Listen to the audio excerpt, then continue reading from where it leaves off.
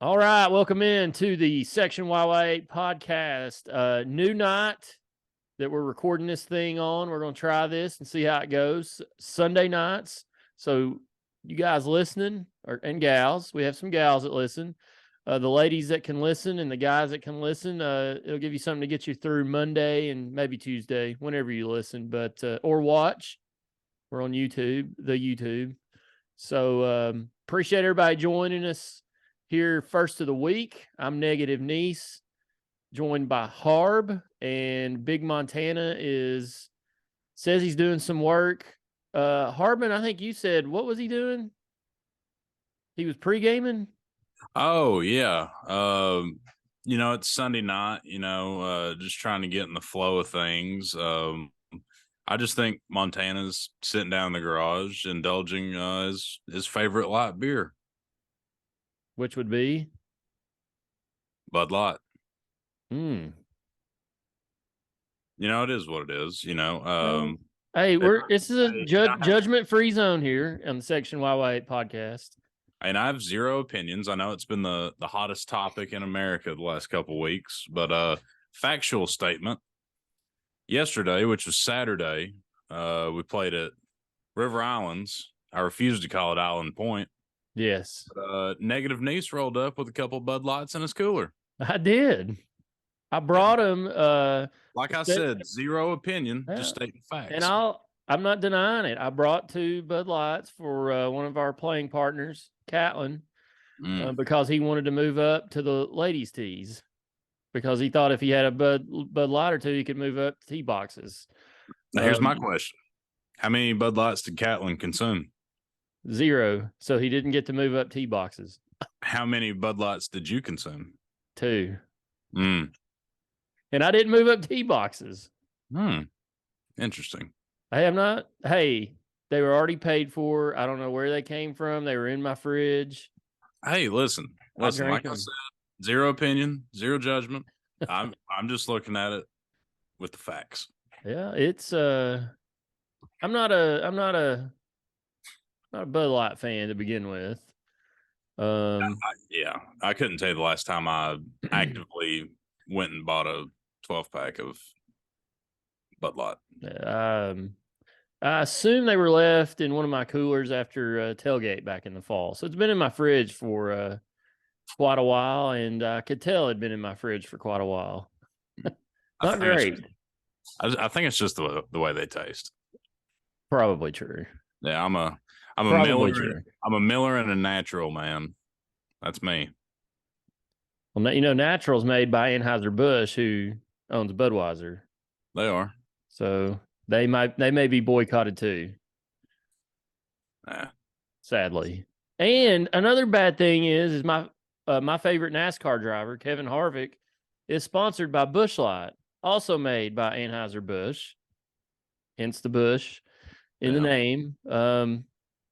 Still cheering for Harvick though, and his car is beautiful. That blue Busch Light car with the mountains on it, it's just the best car on the track.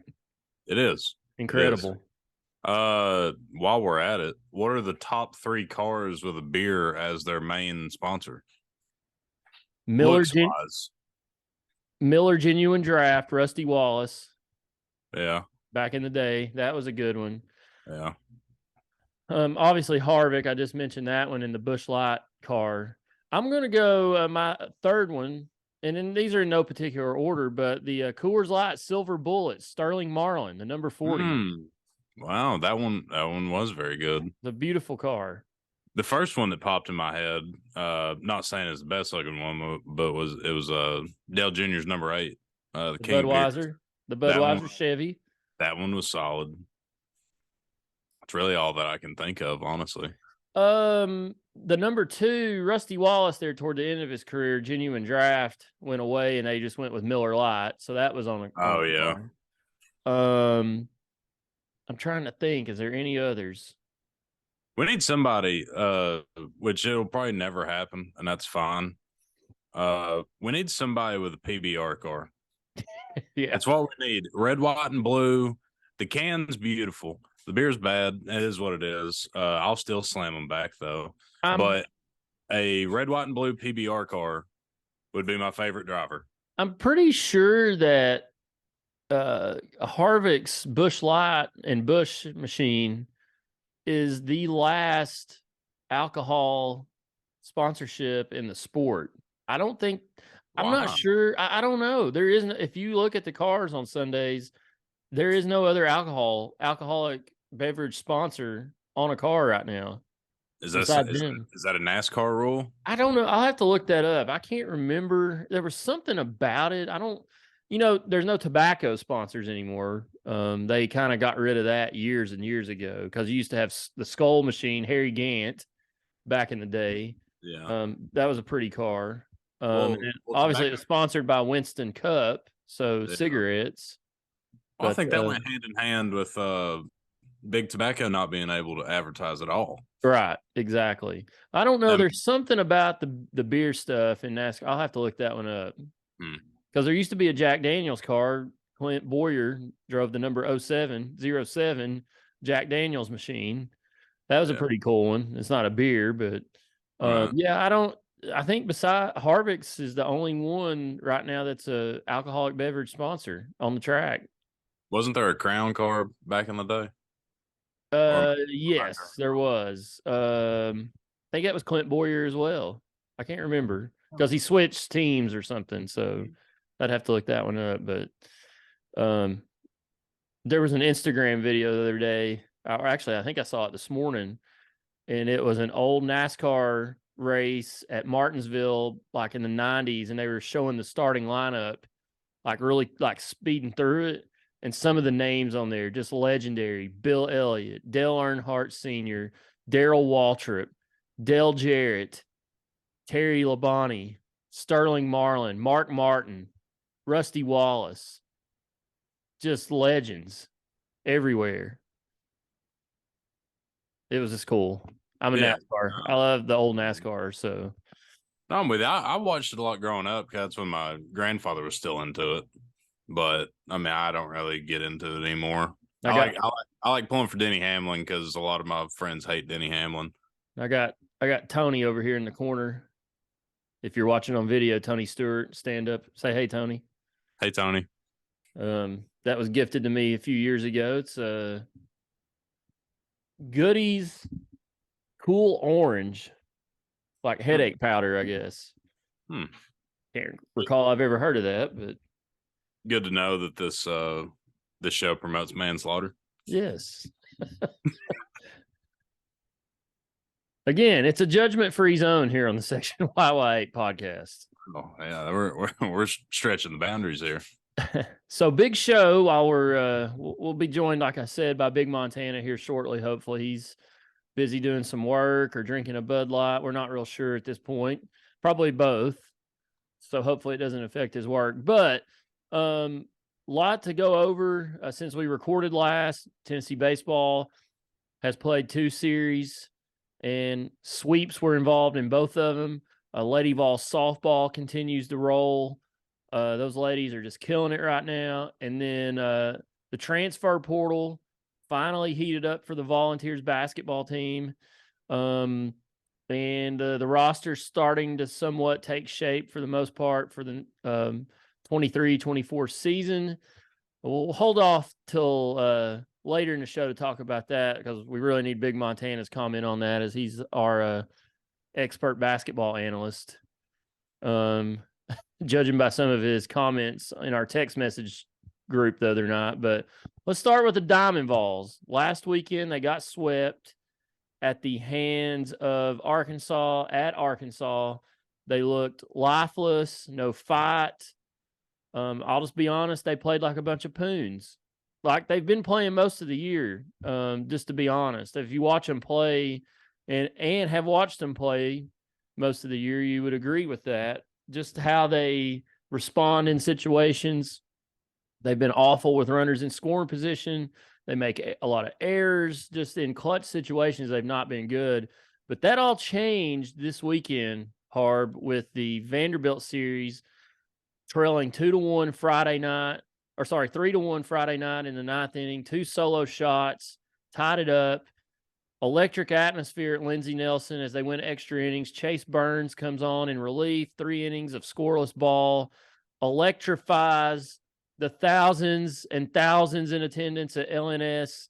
And the millions watching at home. And the millions watching at home.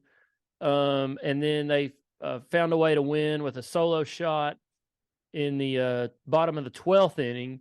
And then they came back on Saturday and just absolutely donkey punched the Commodores 17-1. And they were pretty much on their way to doing it again on Sunday with today. They were up 10-1 at one point. Vandy snuck back into it, made it 10-5. Tennessee squelched a little rally they had going in the 8th. They had bases loaded, 2 outs. And then the Vols go on to win 10-5. So a huge sweep this weekend for the Vols after getting swept last weekend and after losing 2 out of 3 at LSU and 2 out of 3 at home to Florida. The Vols turn the tide and get back to 8-10 in SEC play. I'll be honest, coming into this series, was really worried about this team just because of how lifeless they looked last weekend, and then they lost to Tennessee Tech at home on Tuesday night. I was wondering, I was texting a couple of people the other day, like, I don't know that this team makes the NCAA tournament at this point. Like, they had been playing that poorly, and this weekend completely flipped the switch. What's your thoughts on the Diamond Vols? It's exactly what they needed. And I believe we touched on that the last show we did. We didn't have any energy. We didn't have any swagger. Like you said, they looked lifeless. I mean, it's bad enough when you're playing like shit, and it's even worse when you don't have confidence that you can get out of that. And this is the tail end of our brutal stretch of our schedule. And the fact that we could sweep the number 4 team in the country, in-state rival, heading into the quote-unquote easier part of our schedule is the best thing possible that could have happened at this point in the season. We spoke about this Friday night. I didn't get to watch the first, I guess, 6.5 innings or so. But I got off work and I sat down. We had the game on, and you could just see the energy shift in the bottom of the 9th. Like those two solo shots are what kicked it off. But Burns coming in relief. He got a strikeout to end the 10th when I think Vandy had 2 on, or at least a guy on second. Yes. And he walked off the mound, running that jaw, fired up, pumping the crowd up. And in that moment, it was like, this feels like the turning point, you know? And that's how I looked at it. And then on Saturday, absolutely go ballistic on them. Of the 17 runs we scored, what Griff say? 13 of them were with 2 outs? Yes, 13 runs with 2 outs. That's insane. And then you come back on Sunday and finish the job. Like you said, they had a little bit of a run there at the end, but we squashed that, win 10-5. Insert Undertaker meme. Tony Vitello and the boys have sat up, and it's time to get rolling going into postseason play.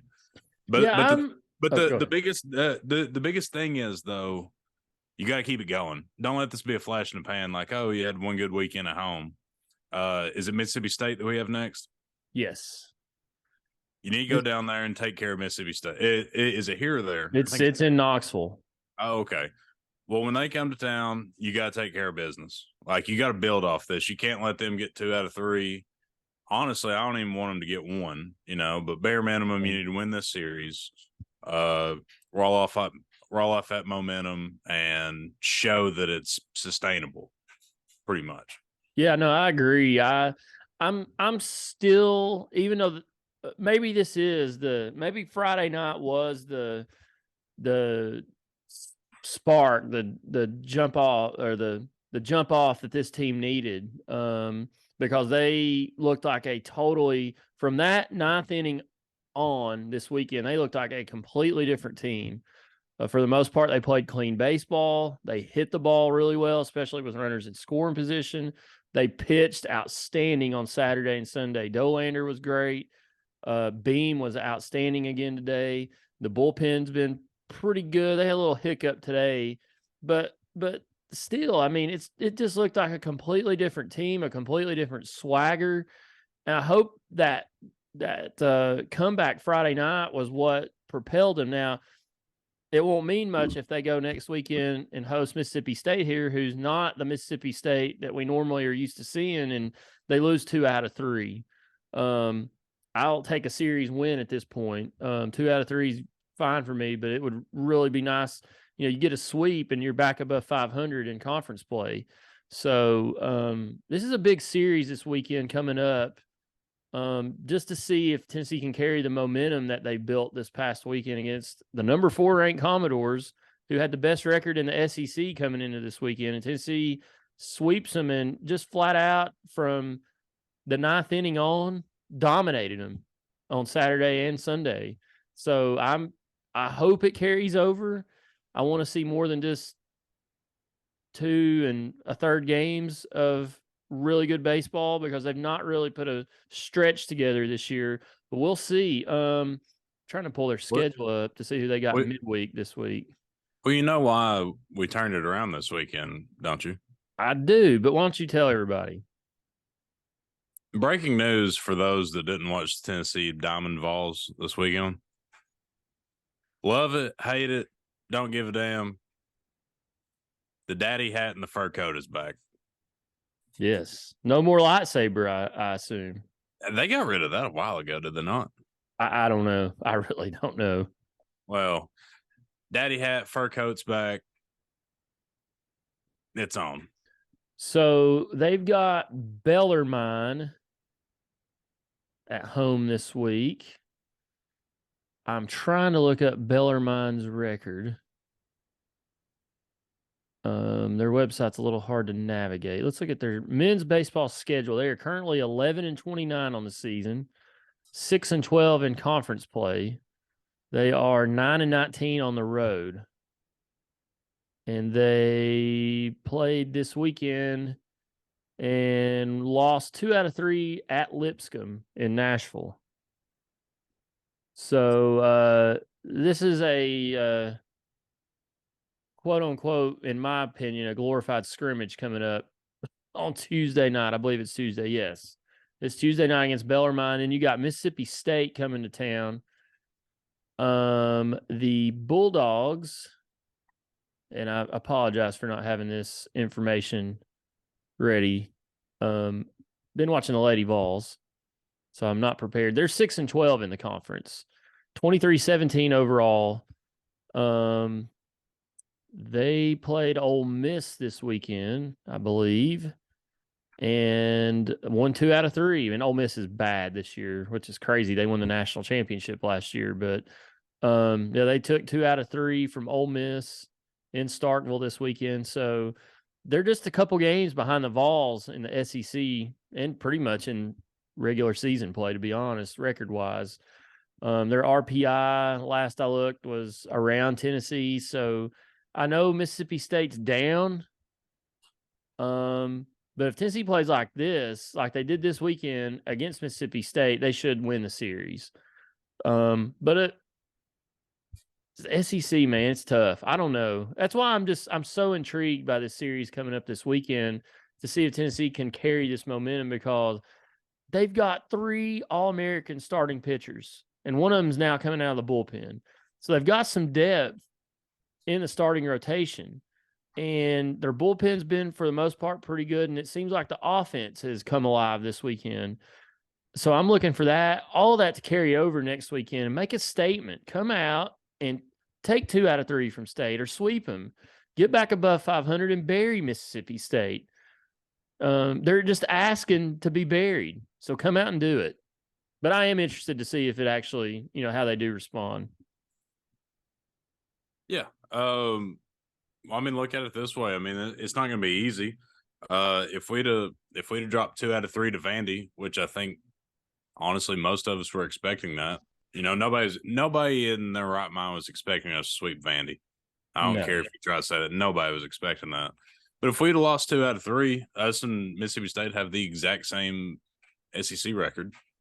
So everybody's good in SEC. You may have like one free weekend in conference play. I mean, yeah, nothing's easy. Get 2 out of 3, and then get ready for whoever you got the weekend after. Yeah, I mean it's there's no off weekends in this conference for the most part, even with the bottom feeders. I mean, it's just top to bottom. I was looking at the SEC East standings today. The top 4 teams are all ranked in the top 15, and then you got Tennessee, who will probably be ranked again after this weekend. So the top 5 teams in the SEC East are all ranked, and then over in the West, you've got LSU. Alabama's playing pretty well right now.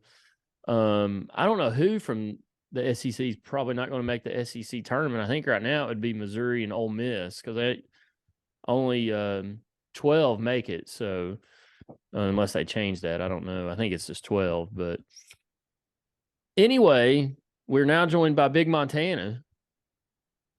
What's going on, Big Montana? How's that Bud Light? Man, it was delicious. Goes down smooth.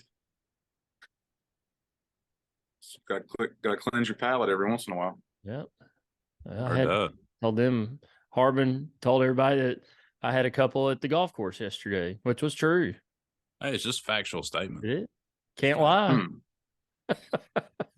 And he tried to play it off like he brought him for Catlin, but Catlin consumed 0. And Catlin wouldn't take him. And Nathan consumed both of them. Catlin wanted to drink him so he could move up to the ladies' tees, but then he didn't take him, so he couldn't move up to the ladies' tees. I honestly have 12 pre-queer Bud Lights in my fridge that I'm saving for a special occasion. I should have sold those. Did you see somebody was trying to sell the pre-queer ones? The pre-queer Bud Light on eBay. It's like people that bought the chocolate peanut butter milkshakes from cartons and put them in their refrigerator. Same difference. And it was like somebody was selling one can for like $45 or something like that. Yeah. Wonder if that included shipping. Big Montana, what did you think about the Diamond Vols? We were talking about how they got swept last weekend, and then they come back and swept Vanderbilt this weekend, Friday night in dramatic fashion, and just donkey punched Vandy on Saturday, and then pretty much had their way with them for the most part on Sunday. But are they back? The Diamond Vols are back. Just like when you give your heart to the Lord, the past doesn't matter anymore. You're forgiven of your sins. It's a new day. Look forward. In all seriousness, they played a great weekend of baseball. Very little error. Pitching did great. The hitting finally showed up. I saw something. I haven't got to watch many baseball games in the past couple of weeks and weekends because I've been really busy. When did they quit the Darth Vader stuff and go back to the hat and the pimp suit? We were just talking. I didn't know they had even gotten rid. The coat came back this weekend. Just this weekend. I didn't know. Here's what I'm gonna say. If you are under the age of 25 or 30, let's say 30, and you still think Star Wars is cool and you didn't grow up when it first started, Nease, I'll let you go on this because you watch the originals. Mm-hmm. Star Wars isn't cool anymore. The original ones are very, very cool, but the new ones suck. So quit making something that's not cool. Get back to being a pimp and wearing a hat and being a daddy, things that matter. And look what happened. We got back to basics. Daddy hat, pimp fur. We're back. Put the childish things away. It's time to be a man. Look what happened. We're men again. The only good armpit hair under the arm, men. The only Star Wars show that's been good in the last, well, I guess this millennium is the Obi-Wan series that they put out. But that was a throwback to some of the, not the original trilogy, but anyway. I made a comment, Big Montana, that I was glad to see Tennessee play this way. They didn't play like poons this weekend because they were lifeless at they were lifeless at Arkansas. They showed no fight, no grit, nothing. Complete opposite this weekend. But I'm interested to see if they can carry that over against Bellarmine on Tuesday, which they should because they're awful. Right. And then hosting Mississippi State next weekend. Well, the parallels that go with this, you may not agree, the parallels that go along with this baseball team and the basketball team are starting. I mean, they're very, very similar. Both teams had the talent. Both teams had the coaching. You know, they've been there. Were they both kind of overrated? Probably a little bit. But we just got to have the guys step up that need to step up. And if the guys step up, we're going to be fine. And if they don't, then we're not. But it is kind of, you know, funny to look at them side by side. You know, I thought about this weekend as us beating Alabama at home. And then we'll see if we go out and lose to Kentucky, you know, the next game. But it was nice to see Tennessee put little brother back in the corner and win this series and sweep the series. While we're talking about baseball, we do need to talk about the Christian Moore situation, about how he got ejected. I was listening to that game, so I didn't see it, but the two commentators that I was listening to the Sports Animal, so it was Wilkerson, John Wilkerson, and Vince Ferrara.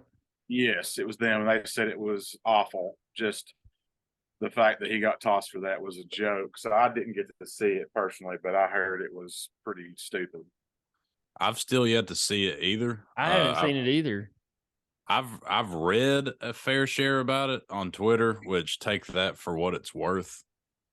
And I've seen clips. I just haven't actually clicked on it. But apparently the umpire laid his hands on Christian Moore during the whole debacle. Just going off of that, the umpires should be facing a suspension if they even think about suspending Christian Moore. What game was that? Was that game 2? Saturday. It was Saturday. He is suspended.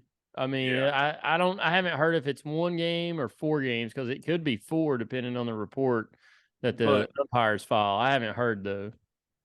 Well, you saw the reason why Christian Moore responded the way he did, right?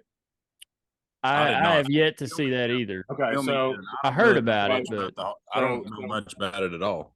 So Burke ran back from first base to catch a pop fly in the outfield. It was kind of a in between, you know, his ball and the outfielder's ball. So he caught it. Well, the pitcher covered first, and when Burke threw it to first to make the second out, because the runner on first went to second, the runner basically knocked the shit out of Burns or whoever it was. Well, Christian Moore went irate, basically like hitting your quarterback, an offensive lineman just putting somebody on the ground. Well, Moore never touched the guy. He got in his face and yelled at him. And assistant coaches and players separated Moore from the base runner. And in the whole process, the umpire stuck his nose in it and put his hands on Moore. And Vitello went off because, you know, they had it under control and you know, cooler heads prevailed, but then they threw out Moore and then everybody lost their shit again. So if the umpire just left it alone, it'd been fine. But, you know, if Moore had put his hands on somebody, then I can get behind why he got thrown out because, you know, don't do that. But if you're just yelling at somebody and it's not the referee and you get thrown out, that's pretty chicken shit. Yeah. Now, if you call the guy a racial or religious slur or something, like, yeah, I understand that. But, you know, if he's just telling the guy to eat shit, then, you know, play ball. Yeah, I saw in the Sunday game this afternoon. I can't remember who was pitching. It wasn't Beam. Anyways, I can't remember who it was.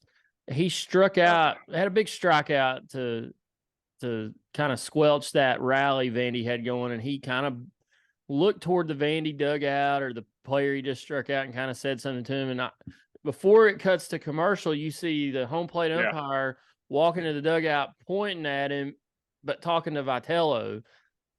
I don't know. Yeah. I don't know enough about it, but it seems to me there's probably been a mandate or an emphasis sent down to the umpires from either the NCAA or the SEC, whoever it may be, to get some of that stuff out of the game, which I'm not against having that stuff in the game, but I think sometimes they take it too far. I mean, every time somebody gets a strikeout, they run off the field like they've just won the World Series. And I think that some of that stuff's gotten a little, that's just how, I hate talking like this because I still feel like a kid sometimes, but that's just how these kids are today. They get so pumped up over little things, and they can't figure out how to control it, and just walk to the dugout, man. You struck him out.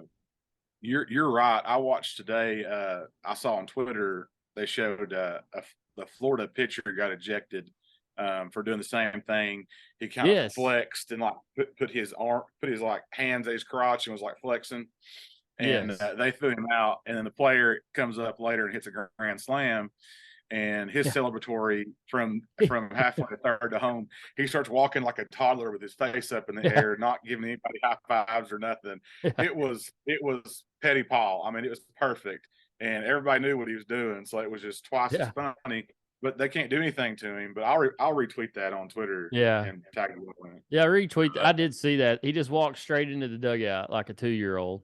Yeah, that was absolutely incredible, because that pitcher getting thrown out, that might have been one of the worst ejections in sports history. That was awful. So dude got to strike out. Like, dude got to strike out with there was obviously 2 outs in the inning. If my memory serves me correct, it was a close game, and there's a guy on like second and third. Yeah, it's a big strikeout, and if you can't flex up, as long as you don't like look at the other dugout and grab your Johnson and yell out something pretty bad, I don't see the problem in it. He's fired up. Like, I'm all for pitchers celebrating at the end of an inning if they get a punch out. Yeah, I don't want to make it sound like I'm against that. I just think sometimes they get a little too over amped up about it. I mean, it's the 5th inning, man. Come on. You still got 4 more to go. But again, I'm not against that stuff. I used to get pumped up when I would strike somebody out to, get out of a big jam, but I didn't yell at them or like point at them or anything. I just kind of little subtle fist pump Harbin. And the only thing with that is, I think last year we dished out so much trash talk. When somebody does it to us, we can't bitch and moan about it. Absolutely not. And I don't care. Right. And I'm not saying y'all are at all, but I honestly like it when anybody does it. Like, I think it adds to it. I want, if it's Tennessee and Florida or Tennessee and Bama or whoever, like if it's a rivalry game, I want there to be shit talk throughout the whole game, especially if it's a close game. That just adds to it because everybody's thinking it. Might as well just do it. Yeah. No, I mean, I understand, like, if the guy gave like a throat slash or like a DX suck it or, a finger or, one of them numbers, like, throw the guy out. But like, the guy just basically screamed, like, I don't know. But I saw that was pretty non-egregious. There has been definitely a letter sent to get some of this crap dissolved. So from one diamond to the other, a smaller diamond.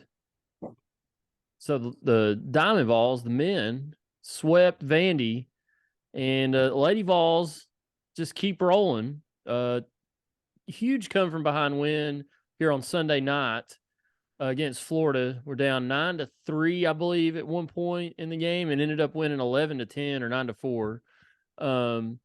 But ended up winning 11-10 tonight. They're now 35-5 and 15-2 in the conference. Finish up the series at home at Sherry Parker Lee Stadium on Monday night.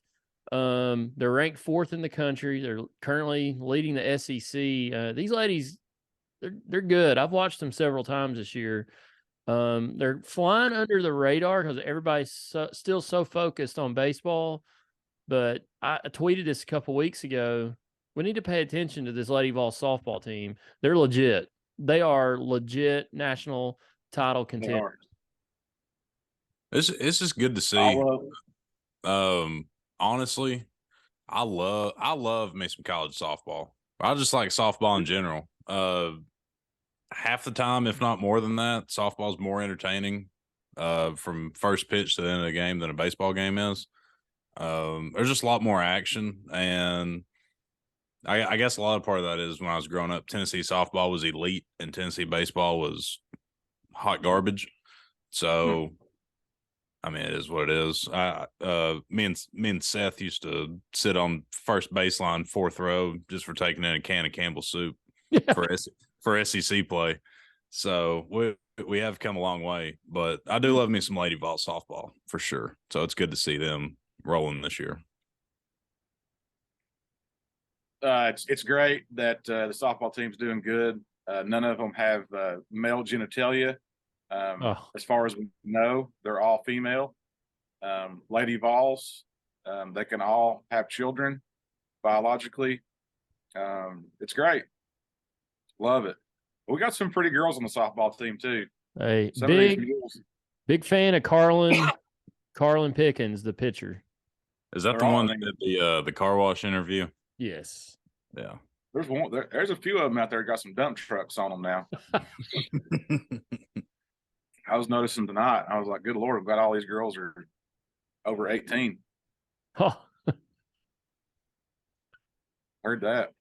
Oh. The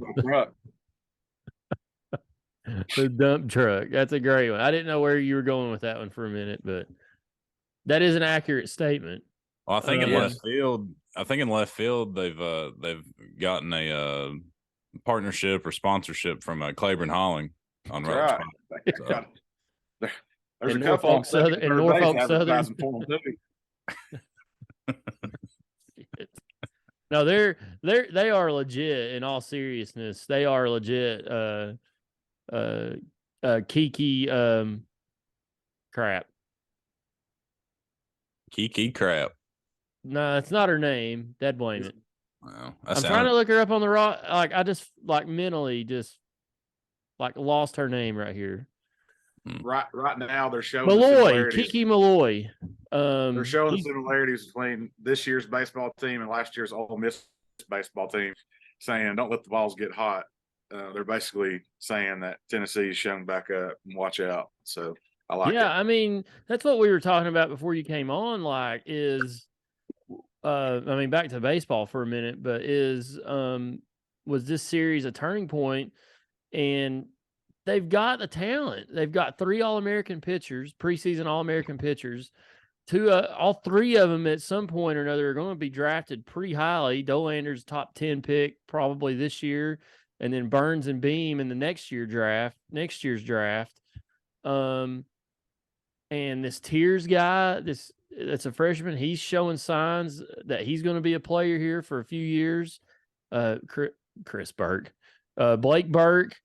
I mean, these guys have some talent on this team, and they should because they've recruited at a really high level the last few years. But I hope this is the series that gets them hot. I really hope it is, but I want to see how they respond because, like you said, with basketball, how Harb and I got on here that night and gloated about Tennessee beating Alabama, and then they turn around 3 days later and lose to Kentucky. So you can't follow up this series this weekend with losing a series to Mississippi State. You just can't do it. To be honest with you, they need to win every series from here out. You know, they can lose a game here, and they need to go 2 out of 3 the rest of the way. And if they do that, they're going to be in good shape to host and do everything else they want to do. So, one thing we didn't talk about, we fell out of the top 25 before the series. So I think they needed that in a weird way, as in like a lot of fire underneath their ass, kind of like bulletin board material. I think that added to it as well, you know.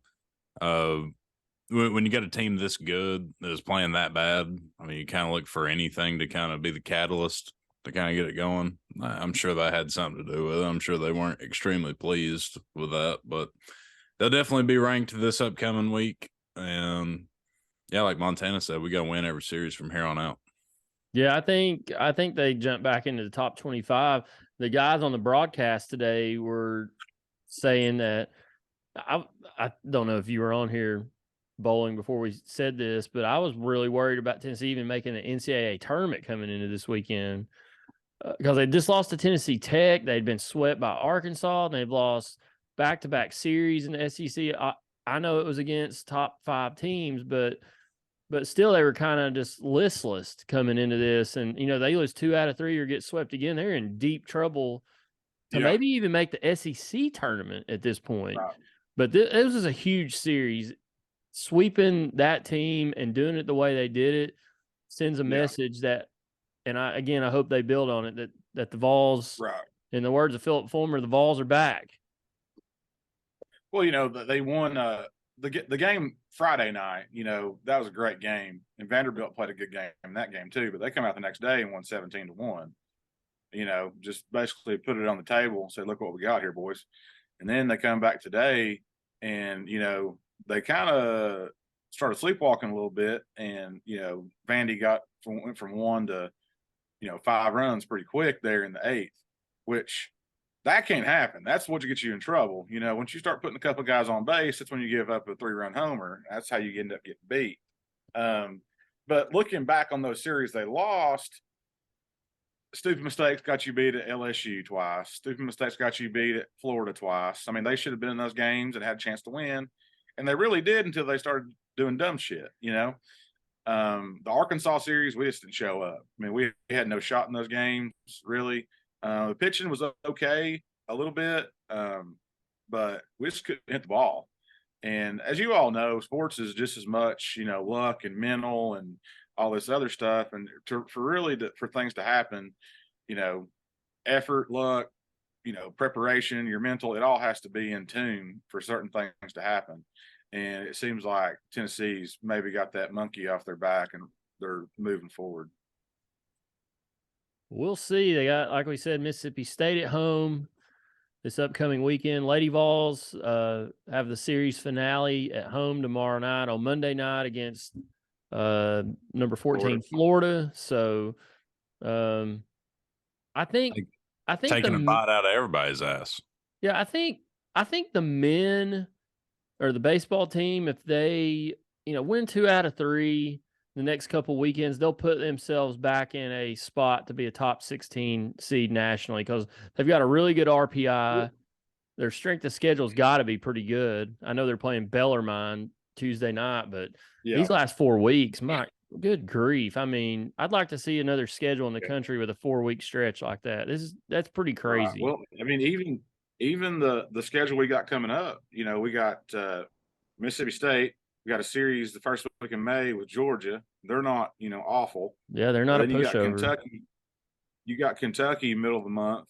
Then you end your season with South Carolina. So the Vols are going to have a lot of opportunities to beat some really good competition to get their name back in the hat. And possibly, if they win all these series, they could be a top 10 team or, where they got to be top 16 to host.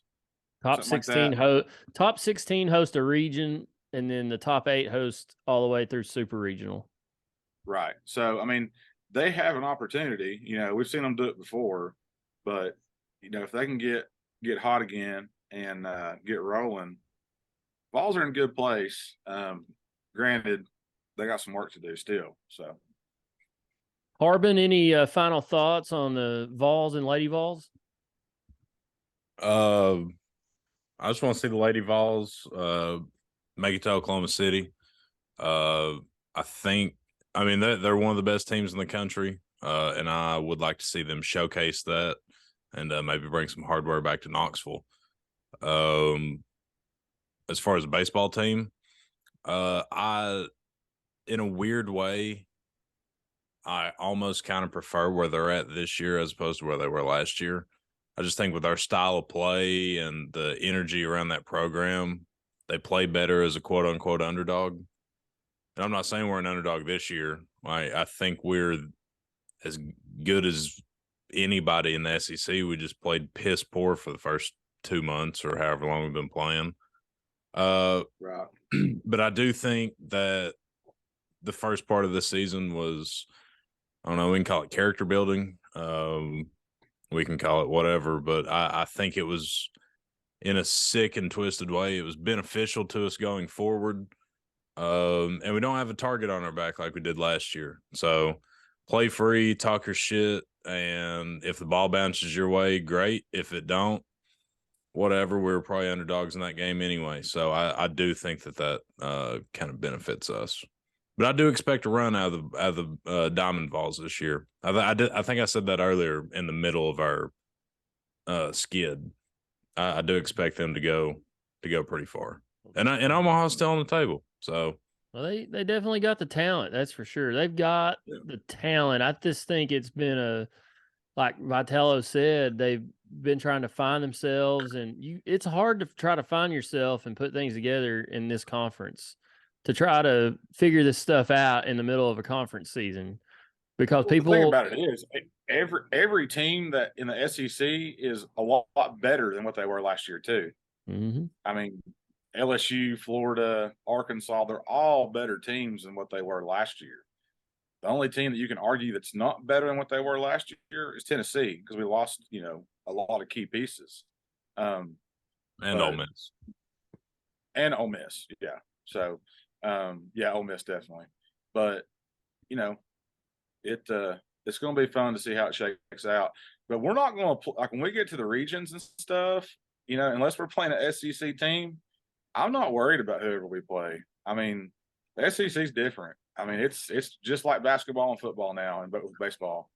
I think that's why you saw, these transfers come in here from, Ahuna and the other dude that come in here. They were lights out in their conference last year, and they come in here, they're just middle of the road, man. So it's going to take them a while to catch up with the talent. That's another thing. I hope this series too was a turning point for Maui Ahuna. He looked like a completely different baseball player this weekend, fielding the ball, hitting the ball, just his body language. And I think he's been injured too, so that probably hasn't helped but his struggles. But he looked like a completely different ball player this weekend, which is a good sign for Tennessee because they need him. Yeah. We're all about winning on this show. We don't like losers. We have a haters and a losers segment and all that stuff. We don't have a winner segment, but we should. And I'm actually going to have one here.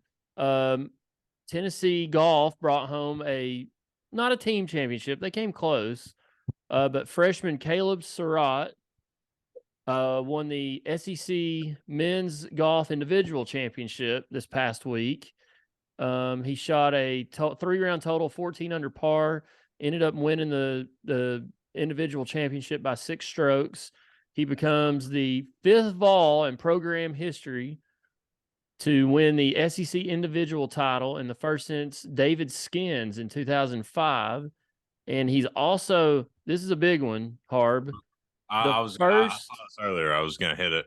Yeah, the first freshman to win an SEC individual title since Alabama's Justin Thomas in 2012. And Justin Thomas is a multiple-time major winner and Ryder Cup participant and winner. So, and consistently in the hunt for major titles. So that's some pretty good company he's joined. David Skins is still hacking it around on the PGA. Well, he was on the PGA Tour. I think he's back on Korn Ferry now, but still, pretty good company for Caleb. Yeah, it's huge. That's another thing. There's no reason that Tennessee's golf program shouldn't be good. Yeah. And they went, and which, I mean, I'm not going to harp on this too much because college golf isn't even televised for the most part, but Tennessee should be good because the SEC is good at golf. And we went through a stretch for a while where we were bottom feeders. I forgot the coach's name, but you bring in old boy from MTSU and he changes everything. And all of a sudden we're a top 10 to 15 nationally program. And it's just good to see, Yeah, I was watching the championship they do match play. It was on Sunday morning this morning, and it was Vanderbilt and Florida, who Vandy finished third, or sorry, Florida was third in the stroke play, and Vandy was T4 in stroke play. And but anyway, it was those two programs. Florida has won a ton of SEC championships. Georgia's won even more than they have. But after that, it was Vandy, and then no one else had more than 5 team championships. And I don't know how many, or if any, Tennessee has. I'd have to look that up. But they were basically, what they were saying was the conference from top to bottom. Like, I'm looking at it here. Every program except Kentucky and South Carolina is in the top 43 in the country in Division I. So 12 of our 14 SEC programs are ranked in the top 43 of Division I golf, and Tennessee was ranked 13th coming into the SEC tournament. I think they lost to, was it A&M or Kentucky on? I'd have to look back at I don't have the bracket in front of me. Anyways, they lost in the semifinals on Saturday and didn't make it to the championship. But they're, again, I said this about the basketball team, they're national title contenders, but you could say that the men's golf team is national championship golf contenders at this point. Now, will they? I don't know. I don't know enough about the college golf game, but they're in the conversation, I think. Well, they should always be in that conversation. And this is another thing. Everybody wants to talk about California or Florida or Texas producing golfers. East Tennessee is one of the most underrated areas in the entire country for producing golfers. Which Jake Hall plays for UT right now. He originally went to MTSU, transferred in when they brought that coach in, and he had a hell of an SEC tournament. I don't know where he ended up finishing up, but he had a great showing. You look at Spencer Cross, who just left Tennessee's program. He's from Sevier County, and now he's playing professional golf, absolutely lighting it up. And then you look at other guys. David Shore went to Alabama. He went to CAK. And you had Kyle Cottom. He went to Catholic, ended up going to Clemson. They're both playing professional golf right now. If you can just lock down the Knoxville area, you're going to be very good at golf in the SEC. Don't forget, listen to the show, Jake Minot at Carson Newman University. Exactly. My boy Jake. I do have to tell a funny, though. Real quick, Carson Newman had their conference championship this past week. Mm-hmm. And after the first round, I get a call from Jake. I answer, I'm like, hello? And he's like, hey, round 1 of the conference championship was today. And I was like, okay, well, how'd you do? And he said, well, I was 1 under going into 17. And I said, well, that ain't what I asked you, so this can't be good. He said, I was 1 under going into 17, and I shot 77. Oh, gosh. And I was like, good God, what happened? I think 17 was a par 3. And I'm sorry, Jake, if you're listening, I'm airing you out, but it got posted on the internet, so it's fine. It's all public knowledge. Right. 17 was a par 3, I believe is what he said. There was water involved. Hits in the water. 10 cup. He 10 cupped it. Oh, no, that is what it was. He hit 3 in the water. That's exactly what it was, because I made that joke. I said, damn, 10 cup. They said, yeah. They said, yeah, drop 3 in the water. Hey, you only got 1 ball in the bag. Ball. Well, I think he made a joke. He was like, pressure was on. He's like, I didn't know. He's like, I didn't know how many new golf balls I had left. But you mean he doesn't just throw out an old top flight or Slazenger or something to use when he's hitting over the water? Maybe he does, maybe he don't. But that's my T-ball. That's my T-ball right there. I don't want to lose the good Pro V1 in the water. He ended up recovering pretty well in rounds 2 and 3, though. I think he shot 1 under in each of those. But do got to tell that funny story, because he did 10 cup the hell out of it on 17. So shout out to Jake. Just reload, give me another one. We're gonna hit 1 tide eventually. Sorry, not sorry, Jake. Not sorry at all. Last subject of the pod this week. Tennessee basketball, we've talked it was about 2 or 3 episodes ago, 3 or 4 weeks ago, whenever it was, about the roster and what it might look like and who they were going to bring in, some targets or some of the guys on our wish list. It was a little slower than I thought, but there's been a lot of action this past week in the transfer portal altogether. It's kind of getting down to the end now where their teams are just kind of scratching the bottom at this point. But a lot of action over the past week, especially for Tennessee, kind of rounding out their roster for the 23-24 season. So I can't remember if we recorded last when we did talk about Chris Ledlam, that he was in town for the orange and white game weekend, transfer from Harvard. He committed to Tennessee shortly after that, I think on that Monday after the orange and white game weekend. We talked about him on the show. He averaged 18 points a game, nearly 10 rebounds a game for Harvard. Later last week, which I didn't see this one coming, and what I've read about this kid, he's going to be more of a role player, but Jordan Gainey, his dad's an assistant coach for Tennessee. He's transferring in from USC Upstate, Spartanburg. I don't know much about this kid. I don't know that he's going to be a player that comes in and makes a huge difference, but can spell somebody for a few minutes here or there.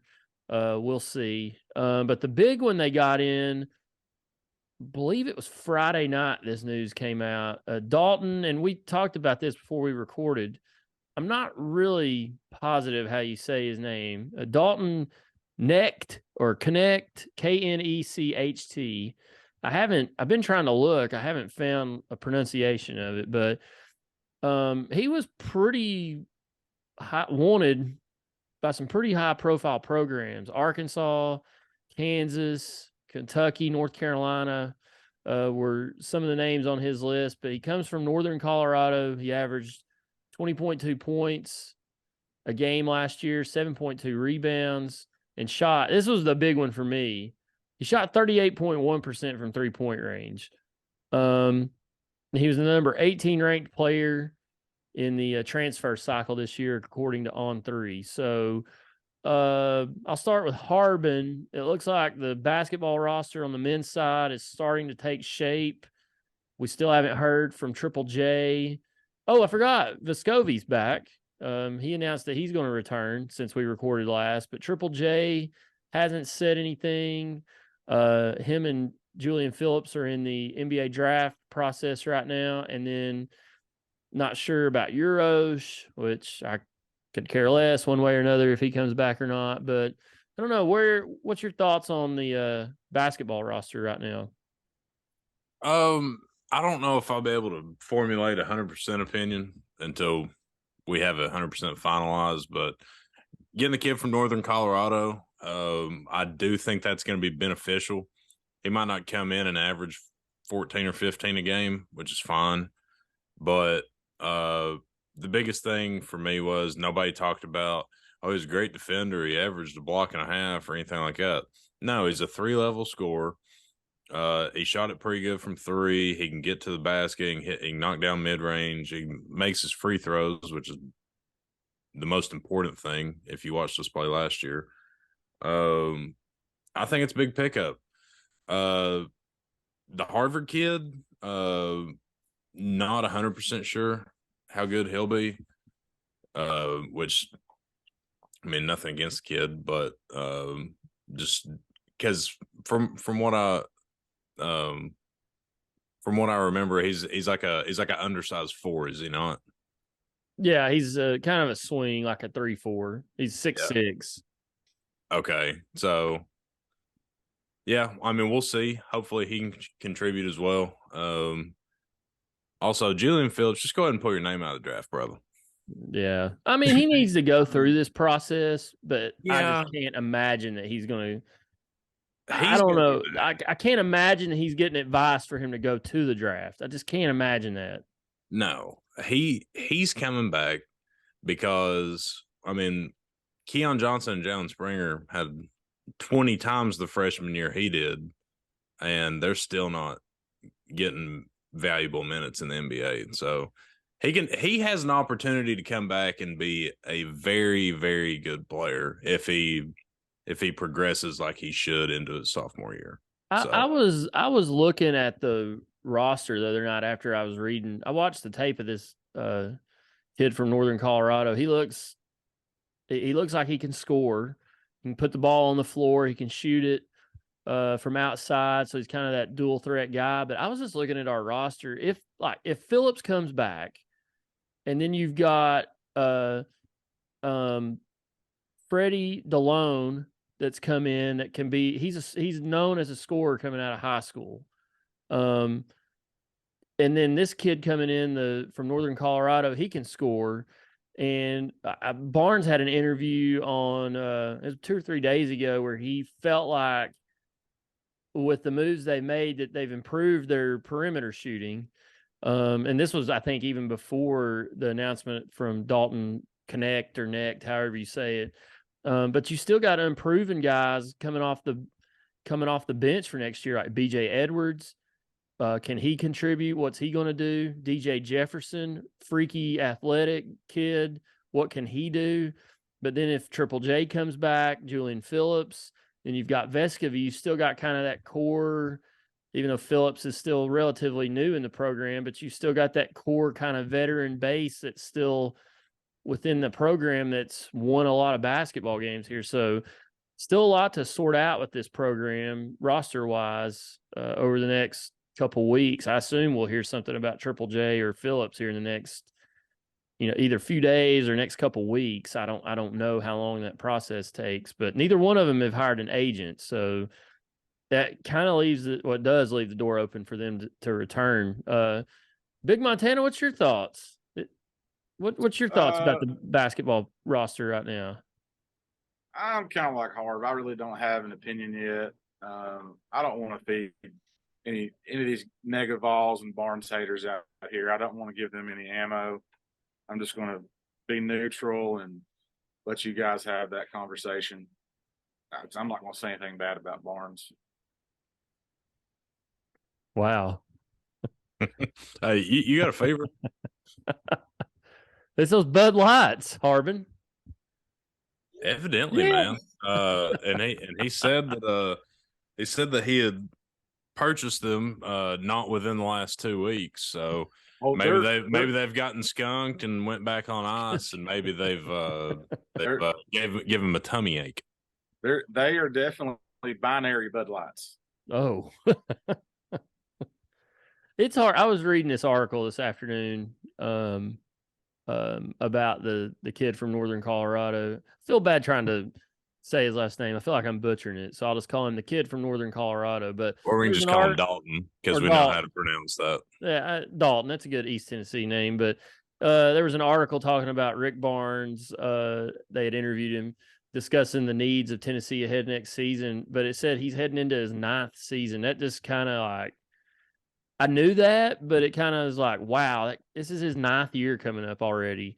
And I said from the beginning, I would love for him to get Tennessee, and I don't want to talk about this a whole lot, but I would love for him to get Tennessee back to a consistent NCAA tournament participant and stay here 8 to 10 years and really get this program on steady footing. And he's absolutely done that and then some. But it was just, I was sitting there reading, I was like, man, it is his 9th season already. He's like, time has flown with him here. But yeah, it's going to be interesting to see how the roster shapes up over the next couple weeks. Yeah. While we've still got time, we're trying to shorten the show for you guys because we've had a couple of bitch and complaints about how we went too long a couple times. I don't know if we'll do the full segment, but I have a hater and loser of the week. Yes. Well, let's go to that as we wrap up the show. Harbin, who is your hater and loser of the week? And it's not a single person. It's a group of people. So I'm getting a little hasty towards a group of people. My hater and loser of the week is the haters of the Live Tour. Because if you Chad Grubb. Yeah. What? Yeah. He's not a big I'll Liv tell guy. you a story here in a second, but go ahead. Anywho, Liv Golf had an event in Australia this weekend, and I'm sure you losers, of which there are very many, didn't tune in. Massive crowd. Before the week started, Liv said that they was expecting like 60 to 80,000 people there, and everybody's like, ain't no way. Like, those are fabricated numbers. Greg Norman this, Greg Norman that. It looked like a major crowd on some holes. Absolutely. And we got incredible content. Chase Koepka, Brooks's little brother, hit a hole in one on their party hole, number 12. And he got showered in beer. I mean, at least 75 beers got thrown on that kid. Absolutely electric. Which, to be fair, They were throwing beer all over the entire hole. I mean, it was on the insane. green in the bunker. It was awesome. But to be fair, Australia is a huge golf country. And they hadn't had a pro event there in something like 20 or 25 years. I don't remember exactly what was said. I saw an interview about Cam Smith talking about it. So they were just starved for some professional golf to be around, as Big Montana's just poured himself a Bud Light. Did I just completely miss that? No, you missed it, but it's not a Oh, it's Miller time. My bad. Anyhow, yeah, the Live event was awesome. I think they're gaining a good amount of traction. I don't really know where it's going to go, but I do know that I've watched like 3 events and each one's been better than the previous one. Well, Chad Grubb sent me a message and he said it was embarrassing. All the beer that was being thrown all over the green. I guess he hates the waste management in Phoenix. Yeah. Too. Hey, Chad, call in next week and let us know how you feel about the waste management in Phoenix when somebody hits a hole in one. I didn't know when they I was like, why are they showing Brooks Koepka's little brother hitting a shot? I didn't see the title of the tweet, and I was watching it, and it went in, and then all of a sudden, you just see beer being thrown all over the place. It reminded me of when they used to throw chairs in the ring at ECW events. I mean, there were chairs just flying everywhere. It was so good. Which people like the Live haters, and I'll say Chad. What when somebody hits a hole in one at the waste management on 16, they literally have to take like 15, 20 minutes and get a shit ton of volunteers to grab all the beer cans. Did we do that? I wasn't in the group last year when Draper hit his hole in one in the Straw Plains Invitational. Did he get that treatment? I don't know. I was playing in the group behind him. I hear I was several groups behind him, but we did hear yells echoing through. I heard Hazer Bell throw out an expletive. And I look over and everybody in that group, which if you know Draper, this checks out. Everybody in that group was jumping and excited except for Draper. Yeah. Draper put his head down and had a grin and was like, that was cool. And that was it. What, before we get to Big Montana's hater and loser, what's Brooks Koepka's little brother's name again? Chase. I don't know if you've heard, but Jake Minot had to drive him back to his hotel after he missed the cut at the Knoxville Open a couple years ago, and he was staying. Well, no, Koepka was first alternate that year. Oh, first alternate, okay. Yeah. But he's staying at the Days Inn off of the Asheville Highway exit here in Knoxville, which, if you're familiar with that, it's not the best hotel in town.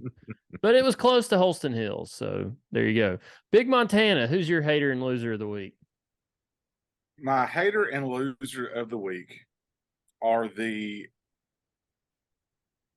20 to 40-year-old white females that posted all week about Bud Light and how awful it was and all this other bullshit. And then they all loaded up in their Kia Optimas and went to the Lizzo concert on Saturday night and celebrated that tub of lard and 20 drag queens on stage and said it was the best concert they ever been to. Pick a side, stick on it, and shut up. We're tired of hearing about it. You can't be a certain way online and live a certain way in your real life. Yes. Yes. You, my friends, are the biggest haters and losers of the week. I'm gonna be But if honest. that makes you mad, I didn't even she know Lizzo was in town until the next day. I was wondering what was going on at so Thompson Bowling when I went home Friday. so it was part of Valpalooza, I think. So anyway, Great. Lizzo comes to racist Tennessee, first of all. And Lizzo says on stage that she had been ridiculed for coming to Tennessee because we were racist. And everybody in the crowd, all these, white women with 2 kids at home that, are scared of groomers and all this other bullshit that, were at church this morning. They all started applauding her, feeding the fuel, feeding the fire to this tub of lard. And she basically has 20 drag queen dancers behind her that are into God knows what. They probably danced in front of a 4-year-old at a bottomless mimosa brunch today in Knoxville, rubbing their groins on the shoulders of young kids. Yikes. But anyway, that is who is supporting this group of people, is white females that feel guilty over this bullshit. Sad. Get back in the kitchen where you belong, shut your mouth, make a sandwich. We're real quick, Harbin. I'm going to this. interrupt because we're running very short on time. But my hater and losers of the week is simple: Vanderbilt fans. There's not, of which there are not many. But they were big time in their fields, getting swept by the Vols again. And I just, Vanderbilt is one big loser of an athletics department.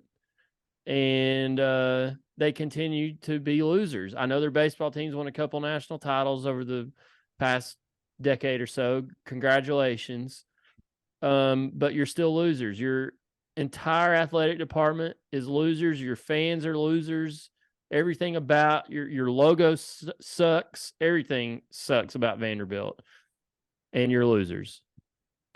Sticking with Vanderbilt and Lizzo, tying both of them in. One of the best Twitter exchanges that I've seen recently happen after we hit the home run to tie it up in the 9th Friday night. Houston Chris, he put on Twitter in all caps, he said, "I didn't hear no fat lady sing." And then my buddy Adam Hickman, who works for Fox Sports Knoxville, he quote tweeted it and said, "You obviously weren't at the Lizzo concert this evening." And I just thought it was I just thought it was hilarious. So tying both of those haters and losers in. Maybe this week we can actually put up a Twitter poll to see who won, because you failed to do that last week when I was clear cut going to win. So we'll put that up this week. Let's do it. Well, that's the end of this week's show. Appreciate everybody listening. Appreciate Big Montana and Harb for jumping on. Hope everybody enjoys the new time slot here on Sunday nights. And we'll see you guys next week. Have a great week. Go Vols.